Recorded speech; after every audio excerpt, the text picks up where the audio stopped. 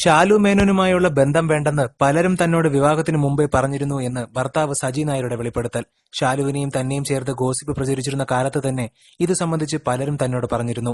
സീരിയലിലൂടെ മലയാളി വീട്ടമ്മമാരുടെ പ്രിയപ്പെട്ട താരമായി മാറി ഷാലു സോളാർ കേസിൽ അകപ്പെട്ടതോടെ നിരവധി പഴി കേൾക്കേണ്ടി വന്നു. തുടർന്ന് 2016 സെപ്റ്റംബറിലാണ് സീരിയൽ നടിയും നർത്തകിയുമായ ഷാലു മേനോനും സജി നായരും തമ്മിലുള്ള വിവാഹം നടന്നത്. നീണ്ട 11 വർഷത്തെ സൗഹൃദമായിരുന്നു ഇരുവരെയും വിവാഹം വരെ എത്തിച്ചത്. എറണാകുളത്തെ വില്ലയിലായിരുന്നു ഇരുവരും താമസിച്ചിരുന്നത്.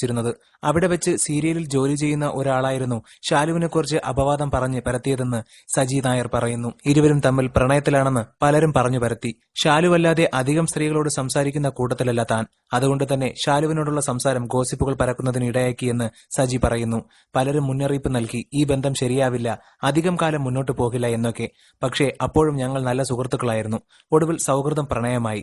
പ്രണയത്തിൽ നിന്ന് അവൾ എന്റെ ജീവിത സഖിയായി എന്നും സജി നായർ പറയുന്നു. ഷാലുവിനെ മോശമായും അപകീർത്തിപ്പെടുത്തുന്ന തരത്തിലുള്ള നിരവധി വാർത്തകൾ വരുന്നുണ്ട്. ദയവ് ചെയ്ത് ആരും ഷാലുവിനെക്കുറിച്ച് അപവാദം പറഞ്ഞു പരത്തരുത്.